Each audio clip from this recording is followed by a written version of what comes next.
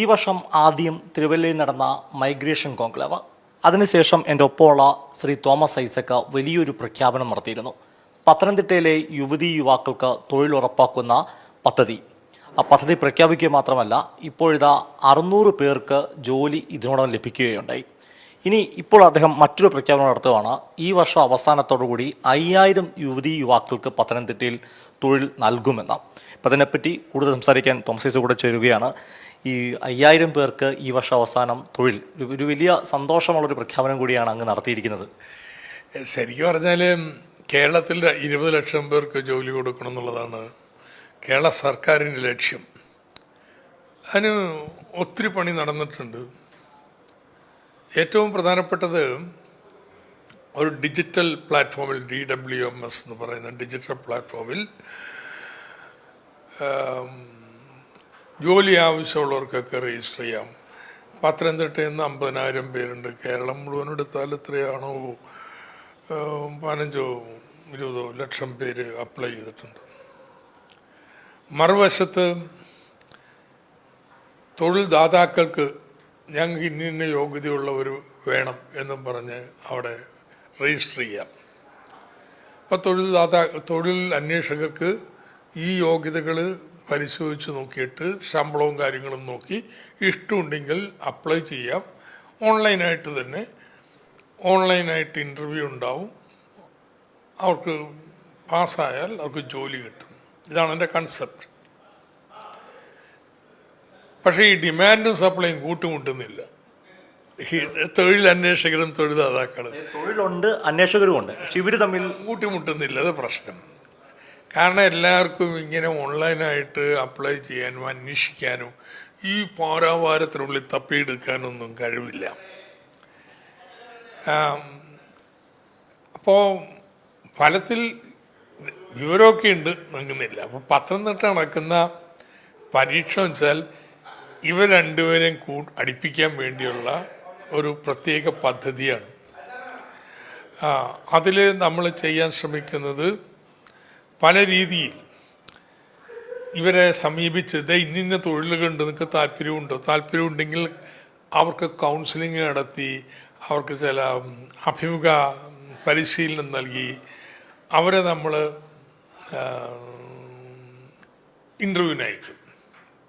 ഇതാണ് ചെയ്യുന്നത്.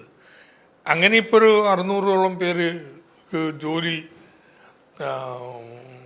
തൊഴിൽദാതാക്കൾ തിരഞ്ഞെടുത്തിട്ടുണ്ട്. പക്ഷെ ഇപ്പോഴാണ് നമ്മൾ മനസ്സിലാക്കിയത് ഈ വിവരം തൊഴിൽ അന്വേഷകർ വരെ അറിയുന്നില്ല. ഇത് സൈറ്റിൽ പോയി പ്ലാറ്റ്ഫോമിൽ കണ്ടുപിടിക്കണ്ടേ, അത് ചെയ്യാറില്ല. അപ്പോൾ നമ്മൾ കുറച്ചും കൂടി രീതി മാറ്റിയാണ്. നമ്മളിവിടെ തൊഴിലന്വേഷകരെ കണ്ടെത്തി അവർക്ക് പറ്റുന്ന പണികൾ ലഭ്യമാണോ എന്ന് നോക്കി അതിനുവേണ്ടി ഇവർക്കൊരു പരിശീലനം നടത്തി ഒരുമിച്ച് ഇൻ്റർവ്യൂവിന് വെക്കുന്നു. നമ്മളറിയും ആർക്കൊക്കെ കിട്ടിയെന്നുള്ളത് അവരറിയിക്കും. പിന്നെ ഇതിൻ്റെ ഭാഗമായിട്ട് ആദ്യമായിട്ട് ഒരു പരിപാടി വലിയ തോതിൽ നടത്തുകയാണ്. വലിയ ജോബ് ഫെയർ, 20ഓളം തൊഴിൽദാതാക്കളിവിടെ വരും, കമ്പനികളും മറ്റും. അപ്പോൾ അതിനുള്ള ആളുകൾക്ക് രജിസ്റ്റർ ചെയ്ത് ജോലിക്ക് അപ്ലൈ ചെയ്താൽ അവർക്ക് അവിടെ ചെല്ലാം. ഇൻ്റർവ്യൂ അന്ന് തന്നെ വിവരം അറിയാം. അത് അനൗൺസ്മെൻറ്റ് വന്നു കഴിഞ്ഞിട്ട് ഇപ്പോൾ 2000-ൽ പരം പേര് രജിസ്റ്റർ ചെയ്തു. അത് ഇനിയും കൂടും. അപ്പം ഞങ്ങൾക്കൊരു കാര്യം മനസ്സിലായി, ഒരു ദിവസം കൊണ്ടൊന്നും അവരെ കൗൺസിലിംഗ് നടത്താനോ ഇൻ്റർവ്യൂ ഇടാനൊന്നും കഴിയില്ല, എണ്ണം കൂടിപ്പോയി. അപ്പോൾ നമ്മളിപ്പോൾ ഒരാഴ്ചത്തേക്ക് ഓഗസ്റ്റ് 11 ഫെയർ മാറ്റിയിരിക്കുക. ഇപ്പോൾ രജിസ്റ്റർ ചെയ്തിട്ടുള്ള മുഴുവൻ ആളുകളെയും നമ്മൾ പത്തനംതിട്ടയിൽ തന്നെ യോഗങ്ങൾ വിളിച്ച് ഓരോ തൊഴിലിനും വേണ്ട പ്രത്യേകം വിളിച്ച് ആ തൊഴിലിൻ്റെ പ്രത്യേകതയും അവരുടെ സാധ്യതകളെയും ഒക്കെ വിസ്തീരിച്ചു കൊടുക്കും. അവർക്കൊരു മോക്ക് ഇൻ്റർവ്യൂ ഒക്കെ നടത്തി ഇതെങ്ങനെയാണ് അവിടെ അഭിമുഖീകരിക്കേണ്ടതെന്ന് പരിശീലനം നൽകും. എന്നിട്ട് 11 ഹാജരാക്കും. ഇതൊരു പ്രധാനപ്പെട്ട കാര്യമാണ്. കാരണം പലപ്പോഴും തൊഴിൽപരമായ ക്വാളിഫിക്കേഷൻ കാണും, പക്ഷെ ശരിയാവണ്ണം റെസ്യൂം തയ്യാറാക്കാൻ പോലും അറിയാത്ത ആളുകൾ നമ്മുടെ ഇടയിലുണ്ട്. അവർക്കാണ് മോക്ക് ഇൻ്റർവ്യൂ ഉൾപ്പെടെ നടത്തി കൊടുക്കുന്നത്. അതെ, ഞങ്ങൾ ആദ്യം വിചാരിച്ചിരുന്നത് ഒരു 500 പേര് വരും. അപ്പോൾ അവർക്ക് അന്ന് അവിടെ വെച്ച് തന്നെ നമുക്ക് ഇതിനൊക്കെയുള്ള ഒരു ഓറിയൻറ്റേഷൻ കൊടുത്ത് ഇൻ്റർവ്യൂവിന് വിടാവുന്ന 2000 ഇനിയും കൂടും. അപ്പോൾ അങ്ങനെ ഒരു സ്ഥലത്ത് വെച്ച് ചെയ്യാൻ പറ്റും, കുറച്ച് ദിവസം വേണ്ടി വരും. അപ്പോൾ ഈ റെസ്പോൺസ് വളരെ നല്ല റെസ്പോൺസാണ്. അത് പത്തനംതിട്ടക്കാർ തന്നെയാണോന്നില്ല, ഏത് ജില്ലയിൽ നിന്നുള്ള ആൾക്ക് അപ്ലൈ ചെയ്യാം. ഇവിടെ ജോബ് ഫെയറിന് വരേണ്ടി വരുമെന്ന് മാത്രമേ ഉള്ളൂ. അപ്പം ഇത് ITI certificate, poly, diploma, BCom ഇവർക്ക് വേണ്ടിയിട്ടുള്ളതാണ്. അല്ലാതെ കുറച്ച് വെറും ബിരുദധാരികൾക്ക് വേണ്ടിയുള്ളതുണ്ട്. അത് ഇവിടെ കിട്ടിയില്ലെങ്കിൽ അവിടെ കൊടുക്കാൻ വേണ്ടി വെച്ചിരിക്കുന്ന. അപ്പോൾ കേരളത്തിൽ നിന്ന് എവിടെ നിന്നും വേണമെങ്കിൽ അപ്ലൈ ചെയ്യാം. അപ്പോൾ DWMS പ്ലാറ്റ്ഫോമിൽ കയറി രജിസ്റ്റർ ചെയ്യാം. എന്നിട്ടോ ജോബ് ഫെയർ നോക്കിയിട്ട് അവിടെ ചെന്ന് ഏത് ജോലിക്കാണ് താല്പര്യം എന്ന് പറയാം. ഒരു ഗൂഗിൾ ഫോമാറ്റിൽ നമുക്ക് ഇവിടത്തേക്ക് ഈ ജോബ് ഫെയറിന് രജിസ്റ്റർ ചെയ്യണം. ഇവിടെ വന്നോളൂ, അവർക്ക് ഇൻ്റർവ്യൂവിന് പങ്കെടുക്കാം. ഒറ്റ ദിവസം കൊണ്ട് 1000-1500 പേർക്ക് ജോലി കൊടുക്കാൻ പറ്റുമെന്നാണ് ഞങ്ങൾ നോക്കുന്നത്. എങ്കിലത് വലിയ ബ്രേക്ക് ത്രൂ ആയിരിക്കും. മറ്റൊരു പ്രധാനപ്പെട്ട കാര്യം, ഈ സർക്കാർ ഒരു ജോബ് സ്റ്റേഷൻ തുടങ്ങി ഒരു തുറന്നു വെക്കുന്നതിനപ്പുറത്തേക്ക് ഒരു ഏജൻസിക്ക് അപ്പുറത്തേക്ക് ഒരു കുടുംബശ്രീയൊക്കെ ഉൾപ്പെടുത്തിക്കൊണ്ടു ഏതാണ്ട് ജനകീയാസൂത്രണ സമാനമായ വലിയൊരു പ്രോസസ്സല്ലേ ഈ പത്തനംതിട്ട ഇപ്പോൾ നടക്കുന്നത്? ഇത് അധികം സർക്കാർ ഉദ്യോഗസ്ഥരൊന്നും ഇല്ല. ജില്ലാതലത്തിൽ പ്രൊജക്ട് മാനേജ്മെൻറ്റ് യൂണിറ്റ് 3 പേര്. ഒരു സർക്കാർ ഉദ്യോഗസ്ഥരല്ല, നമ്മുടെ ഇവിടുത്തെ വോളണ്ടിയേഴ്സിനെ സർക്കാർ എടുത്തിരിക്കുക. ഓരോ മണ്ഡലത്തിലും ഒരു ജോബ് സ്റ്റേഷൻ, അതിലെ ആകെ 3 പേര് വെച്ചാണ്, 15 പേര് അവർ. ഇതാണ് സർക്കാർ ഉദ്യോഗസ്ഥരെന്ന്, സർക്കാരിന് ശമ്പളം മേടിക്കുന്നവർ. പക്ഷേ നമുക്ക് ഒരു 60-70 റിസോഴ്സ് പേഴ്സൺസ് ഉണ്ട്, സന്നദ്ധാടിസ്ഥാനത്തിൽ പ്രവർത്തിക്കുന്നവർ. കൂടാതെ പ്രൊഫഷണൽ റിസോഴ്സ് പേഴ്സൺസ് ഉണ്ട്. അവരാണ് ഈ മോക്ക് ഇൻ്റർവ്യൂവും കൊടുക്കുകയും കൗൺസിലിങ്ങൊക്കെ ചെയ്യുന്നവരാണ്. റിട്ടയർഡ് പ്രൊഫസർമാർ, ചിലപ്പോൾ കോളേജ് പ്രൊഫസർമാർ, ഇവരൊക്കെ അടങ്ങുന്നതാണ്.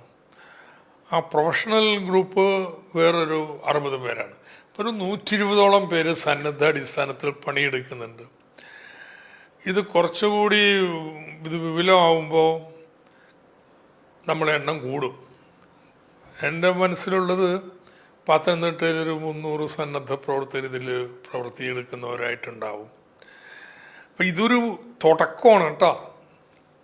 ഇങ്ങനെ ജോലി പുറത്ത് എല്ലാം അന്വേഷിച്ച് കൊടുക്കുന്നു, പക്ഷെ ഇവിടെ ജോലി ഉണ്ടാക്കണം. അതാണ് പ്രധാനപ്പെട്ട വേറൊരു കാര്യം.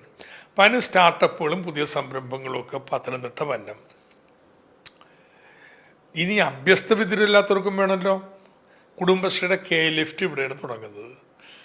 അത് അടുത്ത മാസം 500 സംരംഭങ്ങളുമായി 500 പേർക്ക് തൊഴിലും കൊടുത്തിട്ടുണ്ട്.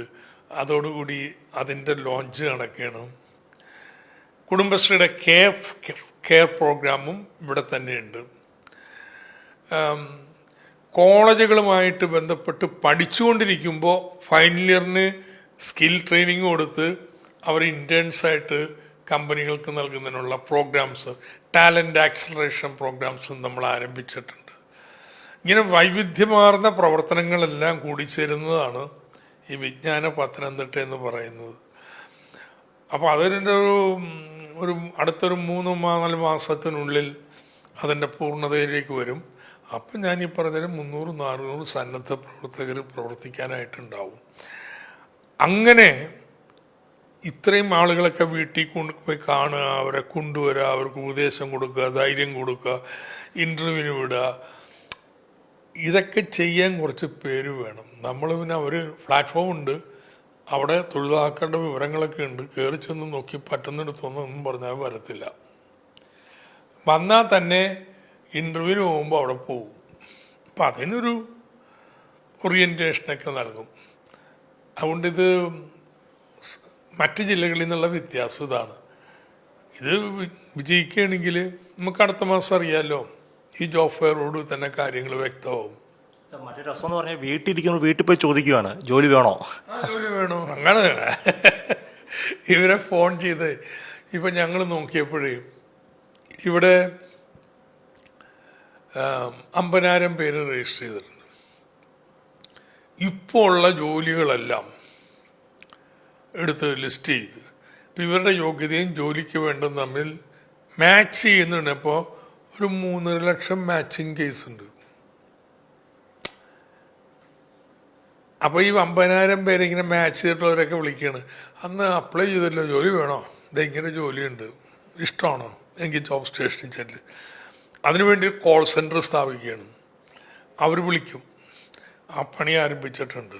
ഇത് പറയുമ്പോഴേ ആർക്കും ഇതിൻ്റെ പ്രാധാന്യം അറിയത്തില്ല. വ്യക്തിപരമായിട്ട് ഞാൻ 2012 BCom കഴിഞ്ഞ് നിൽക്കുമ്പോഴേ ഇത് സ്വകാര്യ ജോബ് സെൻറ്ററിൽ രജിസ്റ്റർ ചെയ്തു. അന്ന് 500 രൂപയാണ് അവർ മേടിച്ചത്. 2 കൊച്ചിയിലും ചെയ്തു, പത്തനംതിട്ട തിരുവല്ലയിലും 2 ജോബ് സ്റ്റേഷനിൽ രജിസ്റ്റർ ചെയ്തു സ്വകാര്യം.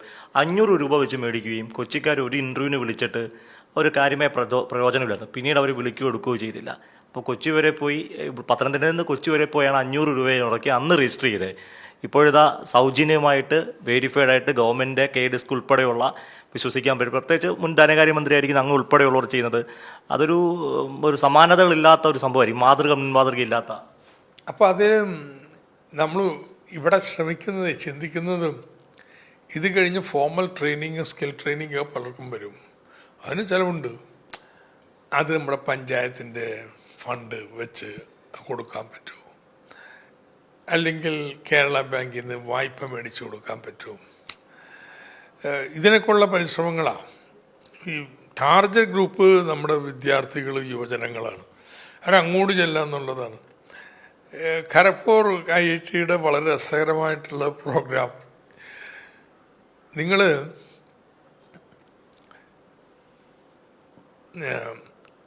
IT ഏതെങ്കിലും ഡിഗ്രി കോഴ്സ് എടുത്തിട്ടുണ്ടോ? അല്ല, 12ാം ക്ലാസ് വരെ എടുക്കും. ഒരു ആപ്റ്റിറ്റ്യൂഡ് വേണമെന്നുള്ള ഒരു ടെസ്റ്റ് നടത്തും കണ്ടെടുക്കുന്നതിന് മുമ്പ്. എങ്കിൽ 11 മണിക്കൂർ ഒരു ദിവസം പഠിക്കണം ഓൺലൈനായി. 6 മാസം ഇൻറ്റൻസീവ് ബ്രേക്ക് പാടില്ല. അവർക്ക് ഉറപ്പാണ് അത്രയും കോഴ്സ് പഠിച്ചു കഴിഞ്ഞാൽ നിങ്ങൾ പ്രൊഫഷണലാവും. ഒരു തുടക്കം തന്നെ ഒരു 3-5 ലക്ഷം രൂപയുടെ ജോലി വരും. ജോലി കിട്ടിയിട്ട് ഇവരുടെ ഫീസ് കൊടുത്താൽ മതി. IIT ഖരഗ്പൂറിന് ബ്രേക്ക് ചെയ്ത് പോവുകയാണെങ്കിൽ മുഴുവൻ ഫീസും കൊടുക്കേണ്ടി വരും. അല്ലെങ്കിൽ ജോലി കിട്ടിയിട്ട് ജോലിയിൽ നിന്ന് കൊടുത്തു വെച്ചാൽ മതി. പക്ഷെ നമ്മുടെ കുട്ടികളൊന്നും അങ്ങനെ അങ്ങോട്ട് പ്രതികരിക്കുന്നില്ല. കേരളത്തിൽ നിന്നാകെ 80 പേരും കണ്ടോണം കൊടുത്തു, 60 പേരും പത്തനംതിട്ട എന്നാണ്. So it is clicking. ആളുകൾ ഇങ്ങനെയൊക്കെ പ്രതികരിച്ചും ചലഞ്ച് ഏറ്റെടുക്കുകയൊക്കെ ചെയ്യുന്നു. BCom പാസ്സാകുന്ന കുട്ടികൾ, അവരെയൊക്കെ പാസ്സാകുന്നില്ല, പഠിച്ചുകൊണ്ടിരിക്കുമ്പോൾ തന്നെ നമ്മൾ അപ്രോച്ച് ചെയ്യും, ഇത് കഴിഞ്ഞാൽ ജോലി വേണോ. നമ്മളിപ്പോൾ ഏതെങ്കിലും കമ്പനി KPMG ആയിട്ടോ അല്ലെങ്കിൽ പ്രൈസ് വാട്ടറായിട്ടോ ഒക്കെ നമ്മൾ ബന്ധപ്പെട്ട് അവർ റിക്രൂട്ട് ചെയ്യുന്നുണ്ട്. അടുത്ത വർഷം എന്ത് സ്കില്ല് വേണം, എന്ത് പ്രോഗ്രാം പഠിച്ചിരിക്കണം. അപ്പോൾ ഇവരോട് പറയും, ദേ ഇതും കൂടി പഠിച്ചോ. ആ കോളേജിൽ തന്നെ ഇത് വളരെ പ്രധാനപ്പെട്ടാണ്. ഞങ്ങളൊക്കെ BCom കഴിയുമ്പോൾ KPMG ഇൻ്റർവ്യൂവിനൊക്കെ എറണാകുളത്തൊക്കെ ആരെങ്കിലും പറഞ്ഞു കേട്ടറിഞ്ഞ് പോവുക, അന്വേഷിക്കുവാണ്. ഇത് കഴിഞ്ഞിട്ട് കോളേജിൽ നിന്ന് റിക്രൂട്ട് ചെയ്യും. മാത്രമല്ല ഇനി അന്നേരം പറ്റിയില്ലെങ്കിൽ വീട്ടിലേക്കും അന്വേഷിച്ച് വരുന്നത്. കുട്ടികളിങ്ങനെയൊക്കെ മോട്ടിവേറ്റ് ചെയ്യാനൊക്കെ ആളുകൾ വേണം. ഇത് പറയുമ്പോൾ ചോദിക്കാൻ ആഗ്രഹിക്കുന്നത്, ഇപ്പോൾ പലരും സംശയം രേഖപ്പെടുത്തുന്നുണ്ട്. പക്ഷേ അങ്ങയുടെ സാന്നിധ്യമുള്ള പലതും കേരളത്തിൽ ചരിത്രമായിട്ടുണ്ട്, പല പദ്ധതികളും. ഈ കുടുംബശ്രീ 25 വർഷം മുമ്പ് കുടുംബശ്രീ നടപ്പാക്കിയപ്പോൾ അന്നും ഇപ്പോൾ കുടുംബശ്രീയുടെ വിജയം ആർക്കും സംശയമില്ല. കേരളത്തിൻ്റെ കുടുംബശ്രീ കേരളത്തിന് അഭിമാനമാണ്. അന്നും ഇതൊക്കെ പറഞ്ഞപ്പോൾ ആളുകളൊക്കെ അന്നും സംശയം രേഖപ്പെടുത്തുകയും പരിഹസിച്ചവരൊക്കെ ഉണ്ടായിരുന്നു 25 വർഷം മുമ്പും. അത് നമ്മൾ പോലും പ്രതീക്ഷിച്ചില്ല ഇതുപോലെ ഇത്ര വലിയൊരൊന്നായിട്ട് മാറുമെന്നുള്ളത്. ഇന്നിപ്പോൾ കേരളത്തിൻ്റെ കരുത്തുകളിലൊന്നാണ് കുടുംബശ്രീയും അതുപോലെ പഞ്ചായത്തും. അത് നമ്മുടെ വളർച്ചയുടെ ഒരു ഘട്ടമാണ്. അടുത്തൊരു ഘട്ടമാണ് ഡീസൻറ്റ് വർക്ക് കൊടുക്കണം ചെറുപ്പക്കാർക്ക്. എന്തെങ്കിലും വർക്ക് കൊടുത്താൽ മലയാളി വർക്ക് ചെയ്യില്ല. അതല്ലേ 30 ലക്ഷം പേര് പുറത്തുനിന്ന് വന്ന് ഇവിടെ ജോലി ചെയ്യണത്. ആ ജോലിയും ചെയ്യാൻ ഇവരെ കിട്ടത്തില്ല. അഭ്യസ്തരെ അവരുടെ വിദ്യാഭ്യാസ യോഗ്യതയ്ക്ക് അനുസരിച്ചുള്ള തൊഴിൽ ഉണ്ടാക്കി കൊടുക്കണം. ഒന്നുകിൽ ഇവിടെ ഉണ്ടാക്കണം, അല്ലെങ്കിൽ പുറത്ത് കണ്ടുപിടിച്ച് കൊടുക്കണം. അതുകൊണ്ട് ഞാൻ ചോദിച്ചത്, അന്ന് കുടുംബശ്രീ എന്നൊക്കെ ആശയം പറഞ്ഞപ്പോൾ അന്ന് ആൾക്കാർ പരിഹസിച്ചിട്ടുണ്ടായിരുന്നോ? ഒന്ന് ഇതൊക്കെ വലിയ എന്താ സ്വപ്നാടനമാണ് എന്നൊക്കെ കരുതിയായിരുന്നു. ഇതൊക്കെ വെറും അരാജകത്വത്തിലേ അവസാനിക്കൂ എന്നുള്ളത്. സത്യം പറയട്ടെ, EMS നമ്പൂതിരിപ്പാട് ഒരാളിലായിരുന്നെങ്കിൽ നടക്കില്ല. കാരണം നമ്മളിങ്ങനെ ആശയങ്ങൾ പറഞ്ഞുകൊണ്ടായില്ലല്ലോ. അതൊരു പൊളിറ്റിക്കൽ പ്രോഗ്രാം ആക്കുന്നതിന് നേതൃത്വം വേണ്ടേ. അദ്ദേഹമാണ് ഇനി വേണ്ടത് ഇതാണ് എന്ന് പറഞ്ഞത്. അതുകൊണ്ടാണ് നമുക്കിതൊക്കെ നടപ്പാക്കാനുള്ള സ്പേസ് കിട്ടിയത് തന്നെ. അപ്പോൾ അന്നും ഇങ്ങനെ പറയണ്ട, ഇന്നും പറയുന്നുണ്ട്. ഇന്നൊക്കെ ചില വിദ്വാന്മാർ കുറച്ച് കുശുമ്പുണ്ടായിരിക്കും, അതൊക്കെ എഴുതി വിടുന്നുണ്ട്. മറുപടി പറയാൻ പോകാറില്ല. ലെറ്റ് അവർ ഡീഡ് സ്പീക്ക്. നമ്മുടെ പ്രവൃത്തി നമുക്ക് വേണ്ടി വർത്താനം പറയട്ടെ. അല്ല, ഞാൻ എന്തിനാ ഇവിടെ പുറകെ കിടന്നിട്ട് മറുപടി പറഞ്ഞു നടക്കണേ? ജോലി വേണോ? ഇവിടെ വന്നോ, തരാം. വേണ്ടേ? വരണ്ട. ആരാ കമ്പനിയാണ്? വിമർശിക്കുന്നവർക്കും വരാം. പിന്നെ ജോലി വേണമെങ്കിൽ വരാം. എന്നിട്ട് പറഞ്ഞോ, കിട്ടിയ ജോലി ഇത് പോരായിരുന്നു, ശമ്പളം ഇത്രയും പോരാ, പോയി സമരം ചെയ്ത് മേടിച്ചു വന്നു ശമ്പളം നല്ലത്. ഇതിൻ്റെ പ്രത്യേകതയെ ലോകം ഇങ്ങനെ മാറിക്കൊണ്ടിരിക്കുകയാണ്. അപ്പോൾ ഫ്രീലാൻസിങ് ആണ് ലോകത്തെ എംപ്ലോയ്മെൻറ്റിൻ്റെ ക്യാരക്ടറിസ്റ്റിക്ക്. വീട്ടിലിരുന്ന് പണിയെടുക്കുന്നതാണ്. ഗിഗ് എക്കോണമിയിലേക്ക് പോവുകയാണ്. ഇവിടെ വലിയ പ്രധാനപ്പെട്ട ഒരു കാര്യം നടക്കുന്നത്, ഇതിൽ എംപ്ലോയർക്ക് എംപ്ലോയി ആയിട്ട് യാതൊരു ബാധ്യതയില്ലെന്നാണ് വാദിക്കുന്നത്. അവരൊക്കെ സെൽഫ് എംപ്ലോയിഡാണ്, കോൺട്രാക്ട് കൊണ്ടിരിക്കുന്നത്. ഇവിടെ സർക്കാർ ഇൻ്റർമീഡിയറി ആവുകയാണ്. അപ്പോൾ സർക്കാർ ഇപ്പോൾ സ്കില്ല് ചെയ്യുന്നു, നാളെ ജോലി കിട്ടിയാലും അവിടെ ഹാൻഡ് ഹോൾഡ് ചെയ്ത് ഉയരാൻ സഹായിക്കുന്നു. നമുക്ക് സാമ്പത്തിക മെച്ചമാകുമ്പോൾ ഇവരുടെയൊക്കെ സോഷ്യൽ സെക്യൂരിറ്റിയും സർക്കാർ എടുക്കണം. 2021 ബഡ്ജറ്റിലാണ് പറഞ്ഞത്, ഇങ്ങനെ ആർക്കെങ്കിലും ജോലി പുറത്തുനിന്നുള്ളവർ കൊടുക്കുകയാണെങ്കിൽ, കേരളത്തിൽ വർക്ക് ഫ്രം ഹോം കൊടുക്കുകയാണെങ്കിൽ അവരുടെ സോഷ്യൽ സെക്യൂരിറ്റി സർക്കാർ കൊടുക്കാം. നമ്മുടെ സാമ്പത്തിക മെച്ചപ്പെടുമ്പോൾ നിശ്ചയമായിട്ടും നമുക്കത് ഏറ്റെടുക്കാൻ പറ്റും. ഒന്നാലോചിച്ച് നോക്കിയാൽ, കേരളത്തിൽ ഒരു 20 ലക്ഷം പേർക്ക് തൊഴിലുണ്ടാവുക, അതിൽ 3/4 പങ്കും കേരളത്തിലെ സ്ത്രീകളാവുക. സ്ത്രീയുടെ പദവി തന്നെ എന്ത് വലിയ വ്യത്യാസം ഉണ്ടാക്കുമെന്ന് അറിയാം. എന്തൊരു സോഷ്യൽ മാറ്റമായിരിക്കും സൃഷ്ടിക്കാം. അപ്പം അതുകൊണ്ട് ഇങ്ങനൊരു സംരംഭം, ഒരു പ്രൊജക്റ്റ് കേരള സർക്കാരിൻ്റെ വിജയിപ്പിക്കേണ്ടത് ആവശ്യമാണ്. കേരളത്തിൻ്റെ അടുത്ത വികസനത്തിൻ്റെ അടുത്ത ഘട്ടമാണത്. അപ്പം അതിന് ഒരു നൂതന മാർഗമാണ് പത്തനംതിട്ട നമ്മൾ സ്വീകരിച്ചിരിക്കുന്നത്. ഞാനൊരു പത്തനംതിട്ടക്കാരനാണ്. അപ്പം പത്തനംതിട്ടയ്ക്ക് വേണ്ടി അങ്ങോട്ട് നന്ദി പറയുകയാണ്.